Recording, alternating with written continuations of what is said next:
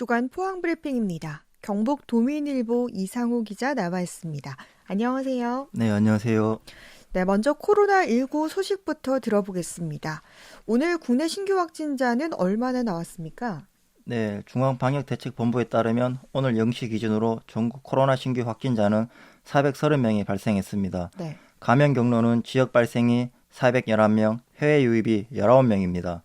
신규 확진자 수가 400명대를 이틀 연속 유지하고 있습니다.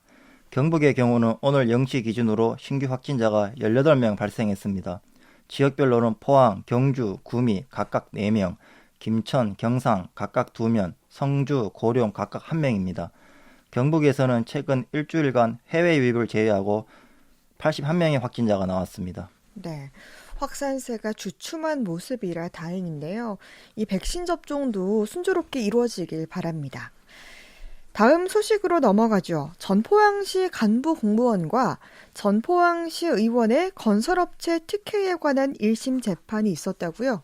네, 대구지방법원 포항지원은 지난주 목요일 부패방지 및 국민권익위원회 설치와 운영에 관한 법률 위반 혐의로 전 포항시 간부공무원 A씨에게 징역 1년을 선고했습니다. 네. 또 A씨에게 특정 업체를 알선한 전 포항시의원 B씨에게는 특정 범죄 가중 처벌 등에 관한 법률 위반 혐의로 징역 1년 2월을 선고했습니다. 네. 이 사건에 연루된 현직 포항시 공무원 1명과 건설업체 관계자에게는 각각 집행유예와 벌금이 선고됐습니다. 그렇군요. 이 공무원과 시의원의 유착 사건이라는 생각이 드는데요. 무슨 일이 있었습니까? 네, 유착 범행이라고 볼 수 있습니다. 이 둘은 친구 사이로 전 포항시 간부 공무원인 A씨는 포항시에서 고위 공무원이었고 B씨는 전 포항시의원이었습니다. 네. 이 둘은 공호회 교량 신축 공사를 불법으로 한 혐의를 받고 있습니다. A씨는 포항시 공무원 시절인 지난 2015년 포항 남구 한 지역에서 도로 확장 공사를 하는 데 있어 특정 건설업체에 특혜를 준 혐의를 받고 있는데요. 네. 이 특정 건설업체를 A씨에 소개한 것이 전 포항시 의원인 B씨입니다. 네. 도로 확장 공사를 하는 데 있어 교량 신축 공사가 불법으로 분할 발주된 것인데 이것은 이 둘이 공모를 한 겁니다. B씨로부터 특정 업체를 소개받은 A씨는 밑에 직원에게 이 업체가 공사를 할 수 있도록 압박을 가했습니다. 네. 결국 공사는 이렇게 불법으로 이뤄졌습니다. 네. 그러니까 한 공사가 불법으로 분할 발주돼서 교량 공사가 이뤄진 건데요. 이 과정에서 전포항시 공무원과 전포항시 의원이 공모를 한 거고요. 그런데 이게 어떻게 적발이 됐습니까? 네, 이들의 이 같은 불법 행위는 지난 2019년 감사원이 포항시를 상대로 감사를 벌이다 적발이 됐습니다. 네. 감사원은 적발 후 검찰에 수사 의뢰를 했고요. 네. 감사원 감사 후에 검찰의 수사가 바로 진행된 건데요. 감사원이 불법으로 본 점은 무엇입니까? 네, 현행법상 단일공사, 동일구조물 공사에서는 분할 계약이 이뤄질 수 없습니다. 네. 그럼에도 불법으로 분할이 이뤄진 것을 감사원이 지적했습니다. 또 이 교량공사에는 특허 공법이 필요 없는 상황인데 네. 특정 업체의 특허 공법 공사가 이뤄진 것을 감사원이 수상히 여겼습니다. 네. 이 때문에 포항시 예산이 2억 5천만 원에서 3억 8천만 원 가량이 낭비가 됐습니다. 감사원의 수사 의뢰를 받은 검찰은 즉시 수사에 착수했습니다. A씨와 B씨는 지난해 12월 구속돼 계속 수사를 받아왔고 이번에 이런 판결이 나온 겁니다. 네. 법원은 양형 이유를 뭐라고 설명했습니까? 네, 법원은 A씨의 경우 포항시 건설 관련 공무원으로 가장 높은 지위에 있었고 범행 과정에서 알선받은 업체의 홍보물까지 밑에 직원에게 건네 다억도로 공사에 참여하도록 했다고 했습니다. 네.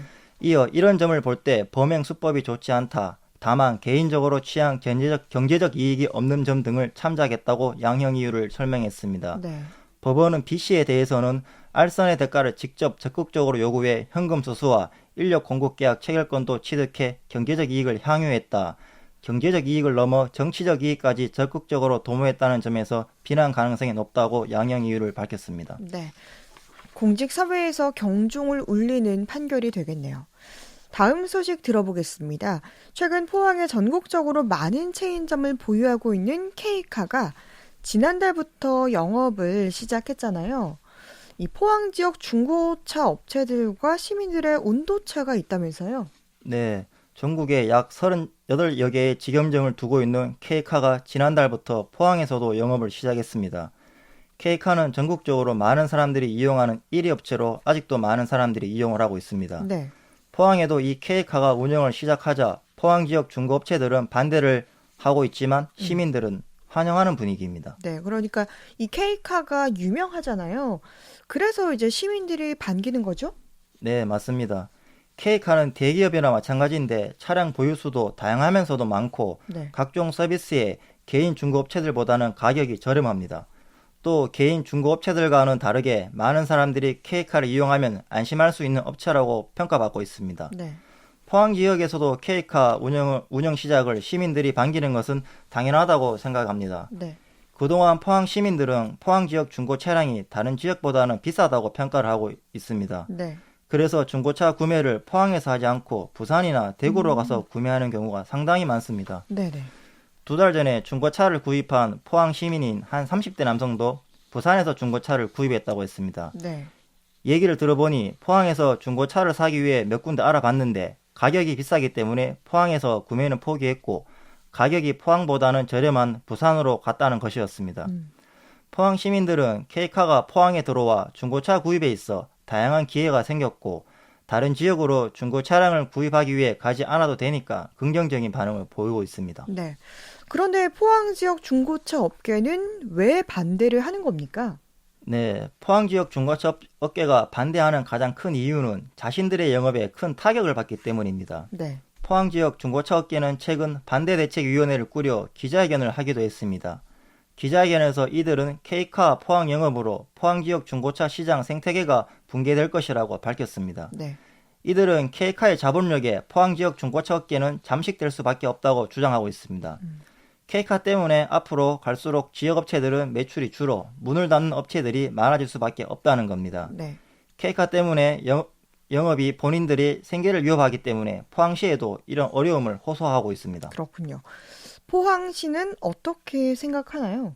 네, 이 문제를 포항시가 해결할 수 있는 것은 아닙니다. 네. K카가 불법으로 영업을 하는 것도 아니고 합법적으로 모든 과정을 거쳐 영업을 하고 있습니다. 네. 그렇기 때문에 포항시가 K카에게 영업을 해라 하지 말라 이렇게 정할 수는 없습니다. 그렇겠네요. 예, 그러면 포항 지역 중고차 업체들은 어떻게 해야 할까요? 네, 포항 지역 중고차 업계들은 앞으로도 K카의 영업을 막기 위해 다양한 대책을 마련한다고 했습니다. 그런데 반대만 계속 한다고 해서 K카 영업을 막을 수 있을지는 미지수입니다. 네. K카가 이미 영업을 시작했고 벌써부터 많은 사람들이 이용을 하고 있거든요. 네. 포항 지역 중고차 업계의 주장도 이해는 갑니다. 하지만 K카 영업을 막는다 해도 포항 시민들이 포항 지역 중고업체들을 이용할 것이다. 이건 아니거든요. 네. 좀 전에도 말씀드렸지만 포항 지역 중고 차량은 다른 광역시 등에 비싸 다른 지역으로 차량을 구입하러 가는 시민들이 매우 많습니다. 네. 때문에 포항 지역 중고차 업계들도 이런 시민들의 생각을 파악하고 시민들이 스스로 포항 지역 중고업체들을 이용할 수 있는 방안을 만드는 것이 제일 우선이라고 생각이 됩니다. 네. 그러니까 포항 지역 중고차 업계 측이 살아남기 위해서는 여러 방안을 강구해야 한다는 거죠? 네, 맞습니다. 예를 하나 들어보겠습니다. 대형마트와 전통시장이 있습니다. 어느 지역이라도 대형마트가 들어오면 전통시장에 극렬히 반대를 합니다. 네. 그런데 지역민들은 대형마트가 들어오는 것을 매우 반깁니다. 대형마트가 들어옴으로써 지역민들에게는 다양한 기회가 생기기 때문입니다. 네. 지역민들에게는 대형마트가 편하게 다가오는 것을 부정할 수는 없습니다.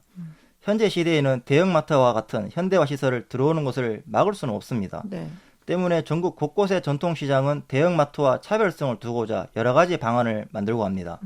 전주의 경우는 전통시장만의 매력을 더욱 발산할 수 있는 대책을 마련해 현재는 많은 사람들이 전통시장을 더 많이 방문하기도 하고요. 네. 때문에 K카와 포항지역 중고차 업계들의 이런 문제도 비슷하다고 봅니다. 포항지역 중고차 업계들이 K카 영업을 무조건 반대할 것이 아니라 특색을 만들어야 합니다. 네. 본인들만의 대책 등을 만들면 시민들은 자연스럽게 구매를 하기 위해 찾아올 겁니다. 네, 알겠습니다. 마지막 소식 들어보겠습니다. 포항시가 포항 지진을 촉발한 포항 지열발전소 부지를 샀다면서요? 네, 맞습니다. 포항시가 포항 지열발전소 부지를 최근 사들였습니다. 네. 지열발전소에 관한 각종 문제가 아직도 진행 중인데 지난해 부지를 소유한 업체가 지열발전소 일부를 철거하는 상황이 있었습니다. 네. 지열발전소는 아직 철거를 해서는 안 되는데 철거가 있었던 거죠. 네. 때문에 포항시는 지난해 우선 철거를 정지하라고 했고 이번에 부지를 사들였습니다. 포항시는 부지를 확보함에 따라 안전관리를 제대로 한다는 계획입니다. 네. 지금까지 주간 포항브리핑 경북도민일보 이상호 기자였습니다. 말씀 고맙습니다. 네, 감사합니다.